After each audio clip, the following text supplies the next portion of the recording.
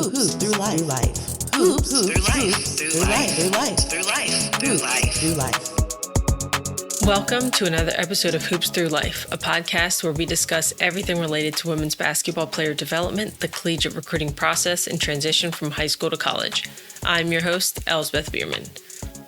First of all, Happy New Year. This is our first episode after our New Year break, and I hope everyone had an incredible holiday and you're having a great start to the new year. Today, we are continuing our skills series. Our last episode was all about ball handling, and today it's all about passing. Just like last episode, we will talk about why passing matters, how to assess passing, the common situations where passing is important, and how you can become a more efficient passer. I would encourage everyone, no matter what level your skills are, to take the time to think about and dissect each skill.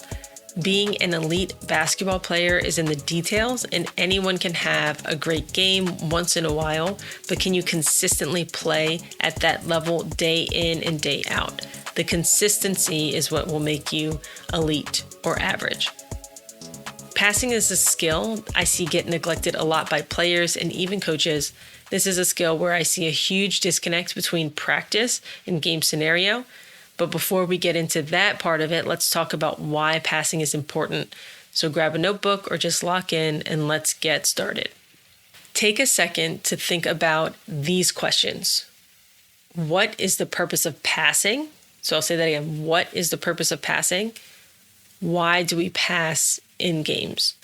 These questions are super elementary, but I really want you to think about it. For any skill, there is a purpose to using it. And if you don't know the purpose of why you're doing something on the court, it's most likely going to be at best inefficient and at worst ineffective. We pass the ball to create an advantage or capitalize on an advantage. Maybe we're hitting ahead in transition, or we engage two defenders and now our teammate is open on the wing or in the corner for a shot, or maybe they're open, they cut to the basket, and you got to hit them right where they want the ball. We pass the ball to get out of trouble. Again, think about a trap situation. We pass to create a different passing angle. Maybe you see your teammate is open, but you're not on the right side of the floor, or you don't have the best angle. So you skip the ball or give the ball to another teammate with that passing angle. Me personally, I love looking at and breaking down statistics. I was curious about passing, and so I looked up at random a few recent box scores from NCAA games at all division levels. So that's 1, 2, and 3. And what I found were assists were responsible for 40 to 60% of a team's points. 40 to 60%. That means half of the points on the scoreboard can be attributed to a successful pass. Half of the points. That is a ton of points.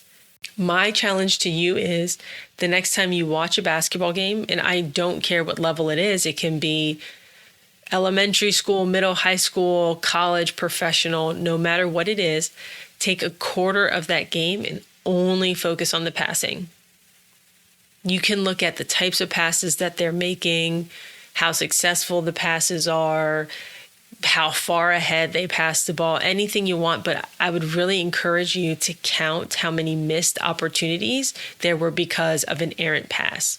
So an example of this might be they have a fast break and the person who's hitting ahead, maybe the pass is a little bit behind their teammate, so they had to slow down, and now that gives the defense an opportunity to catch up. Or they pass the ball a little bit too far ahead. Their teammate is sprinting to try to catch the ball, and maybe now they catch the ball underneath the rim, or they have a bad angle. They have to contort their body. Now they have a bad angle to the basket. So that's one example of a missed opportunity. Another could be maybe it's just a clear turnover. They threw the ball to the other team. It got deflected or something, and now their teammate, they either don't have the ball or they catch it in a weird position and they don't have time to shoot it. So even if it's just one bad pass in a quarter, that's at minimum 8 points in a game. It could be more because it could be set to a 3, but that's at minimum 8 points a game. How many games have you played where the margin of loss was 8 points or less? I would imagine a lot. So beyond that, ball movement is also key to breaking down defenses. When the ball crosses the midline of the court multiple times, it forces the defense to make decisions. It forces them to contract and expand. They're constantly getting in help or closing out. They have to be moving, and that creates a lot of opportunities for the offense to exploit. Also, when everybody gets touches, it keeps players engaged and connected to what's going on the court, creating a strong team dynamic. We've all known those players that, if they get the ball, you're never seeing it again. If I'm playing and I know my teammates are going to be looking for me and giving me the ball, I have no problem giving it up to them, because I know either I'm going to get it back or they're going to make the right decision. And if they decide to shoot, that's because it's the best option for our team. Now let's talk about how to evaluate passing. So here are some key questions that I ask myself when I'm evaluating someone's passing abilities. And I encourage you to right now think about how you are and think about it as you're watching maybe yourself play, like you're watching film or you're watching another team play. So number one, and this is the question I ask first about ball handling, and I will continue to ask this probably first for every single skill. So how coordinated are you when you're passing? And what I mean by that, are your movements fluid? And along with that, is it easy to telegraph your passes and know where you're trying to pass? Number two, can you pass with both your right and your left hands, with one hand and two hands? This is especially important as you pass the ball around the perimeter. Too many times I see passes get stolen because players are passing across their body instead of on the outside of their body. So what I mean by that is, let's say I'm at the top of the key. I have a player on my left-hand side who is open, but I'm right-handed and I feel comfortable passing with my right hand. So I take the ball and completely turn across my body. Boom, the ball gets stolen or it gets tipped or something just because of the angle that the ball is coming from. Whereas if I just switch the ball to my left hand on the outside of my body and I get a left-handed push pass to my teammate on the perimeter. Number three, and this goes a little bit back to number two, how many parts of your body can your pass come from? This is a theme that we will come back to throughout this episode of creativity. How creative you are is how good of a passer you're going to be. How many parts of your body can your pass come from? Can it in front of you? Can you in front of you, off the side of you, at your shoulder level, at your hip level, at your knee level?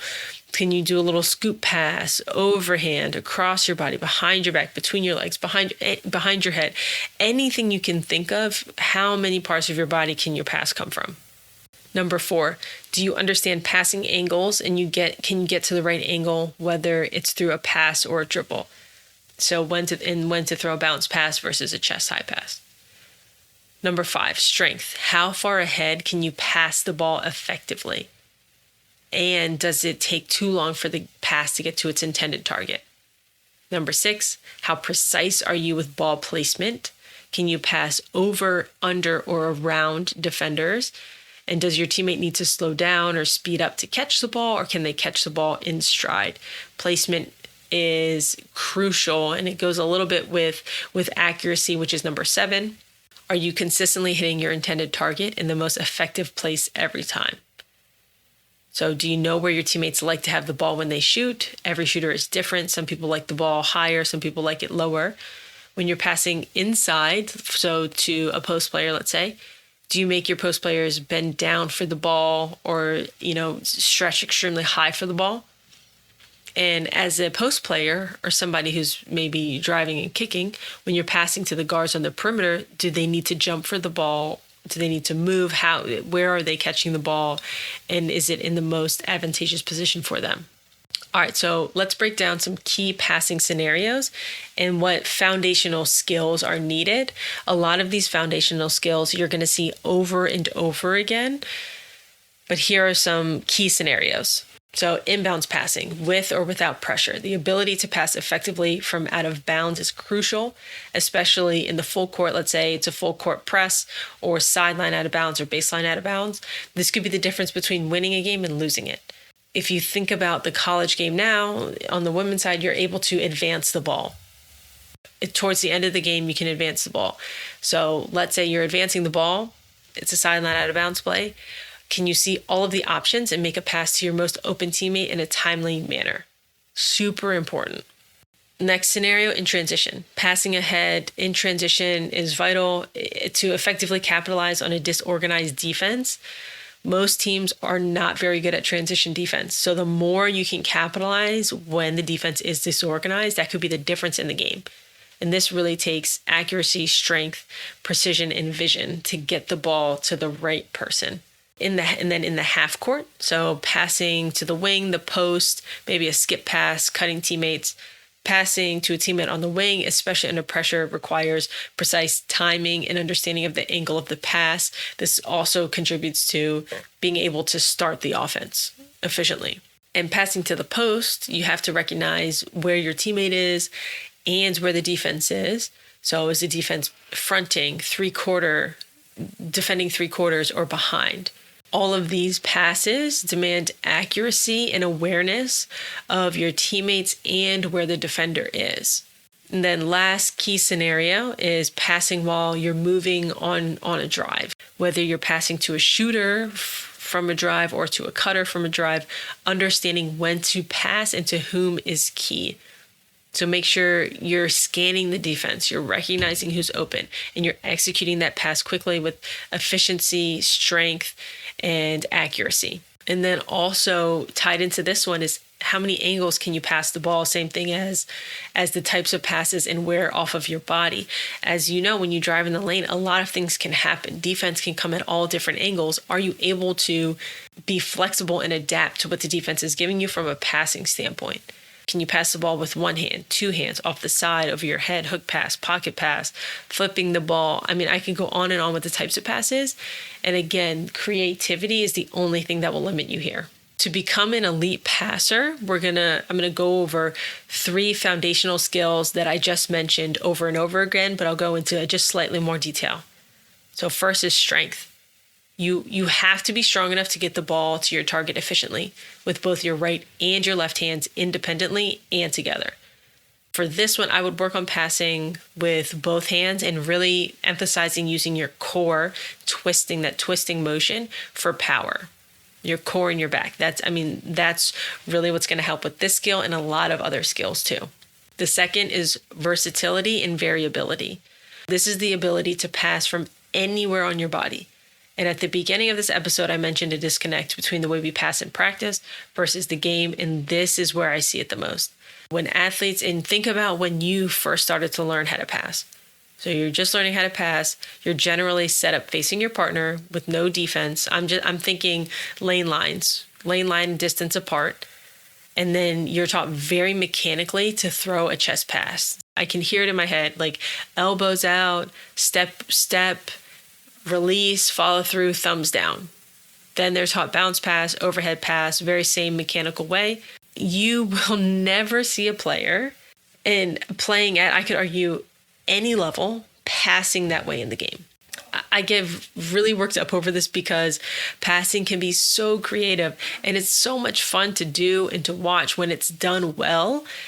And I would just encourage you to practice passing from different parts of your body, your shoulder, your hip, your head, your knee. And no, I don't mean heading it like in soccer, but from the distance, like from starting at that position of your head.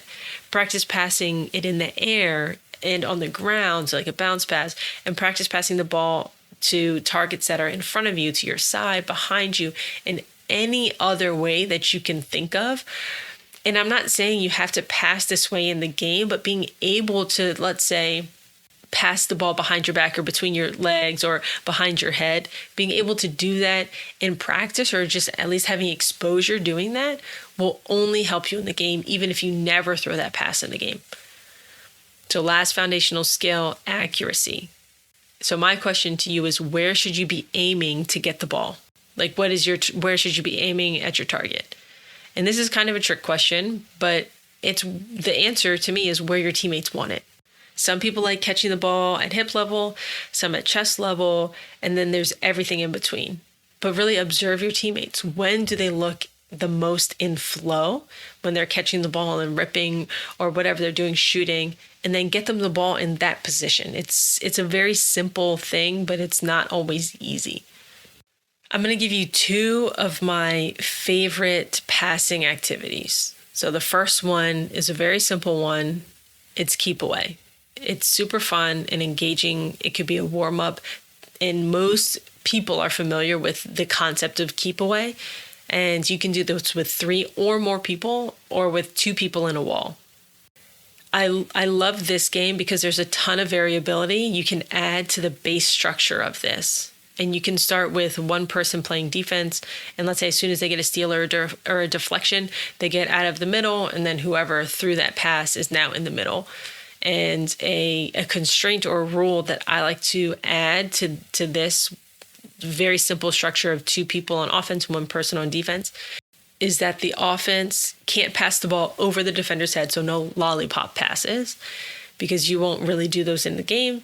And the offense can't dribble, and they only have a pivot foot to move. So they can't move them 1 pivot foot step away. So I like these constraints because they force the offense to also work on fakes, whether that's like a jab, trying to get the defender to move, being deceptive with their eyes, where they're passing versus where the ball actually goes, and the accuracy of a pass with defense because their other offensive player can't move. And if you have 5 people, you can do 3 on offense and 2 on defense. The offense will be more of a triangle. And once the athletes start to get the hang of the activity, you could force the offense to maybe start by skate dribbling back and forth, and they're only allowed to pass with 1 hand. Or let's say they can only pass within a couple seconds of catching the ball. And the way that you could score this is maybe they go for a minute or something, and if the offense wins if they get 5 untouched passes, and the defense wins, as soon as they deflect the ball. And if nobody wins at the end of that time frame, then everybody loses and you have them do something. The second one, and this is kind of maybe this is a little bit of a cop-out, but it's my most favorite thing about passing, is everything. So what I mean by this activity is everything is just that every activity you do during practice will most likely have a component of passing that's already baked into it. My suggestion to any athlete would be to take the passes during practice seriously. And if you're an athlete and you're listening to this, you're probably thinking, oh, I already do that. And I would challenge you on that because I've seen a lot of practices, and there has never been a practice that I've seen that I can remember where I've thought, wow, all of those passes during that practice were crisp, on target. They were working, even if they were turnovers or whatever, they're working on passing. And the biggest example of this is I see when somebody's rebounding for a shooter. If you're rebounding for your teammate who is shooting, an easy way to work on variability is just to make a different pass to them every rep. That's one very easy way. If you're weak with your left hand, just make left hand passes the whole time. Make them off the side of your body. Make them in front of you. Vary how you're passing the ball to your teammate. And then your approach, in my opinion, should be to take it personally when your teammate misses. The approach, the mindset that you're coming into rebounding for a teammate who's shooting should be, my teammate's going to make every single shot because my passes are so great. If they miss, it's not going to be because of my pass is going to be on point every single time. And that's how your approach should be. And then if you're a coach, just don't allow your team to get away with flippant passes. If they're not taking passing seriously, again, 40 to 60% of your points are going to come from passing. If they're not taking it seriously, that's what you need to emphasize. The easiest way to work on passing in a drive and kick situation is to create an activity where you're working on driving kicks and emphasizing the importance of passing. And the way that you could do, an easy way that you can do that is instead of counting scores, you count like perfect passes. So you can give a point for a perfect pass instead of a score. And then to help the offense get better at passing, you can always give the defense points for deflections. Just be as creative as you like and really take the point of what your team is struggling with and turn that into some sort of an activity. But again, be as creative as you'd like. To wrap things up, here are a few final takeaways to keep in mind. Number one, passing is one of the most impactful skills that you can develop to help your team score more points and break down defenses. Two, variability is key. It's one of, if not the most important thing. The more passes you can have, the more angles you can pass off of is super important, and evaluate your passing by asking yourself the key questions we discussed. And number three, be creative. The object is to get the ball to your teammate, but how you get it there is really up to you. All right, thank you so much for tuning in today. If you found this episode helpful, share it with a teammate or a coach. And if you're ready to take your game to the next level, reach out to me for training or resources, and I will see you all next time. Thank you so much for listening. If you aren't already, I would highly recommend subscribing to the podcast so you can get updated once new episodes are dropped. If you're a fan of the show, go ahead and leave a review. It really helps spread the word to more athletes, parents, and coaches. Now, if you have any questions for myself or future guests, feedback, or you're curious on how we can work together to help you reach your basketball goals, let's have a conversation. Feel free to email me at l@hoopsthroughlife.com today to set that up. That's el@hoopsthroughlife.com. Thank you, and I look forward to hearing from you soon.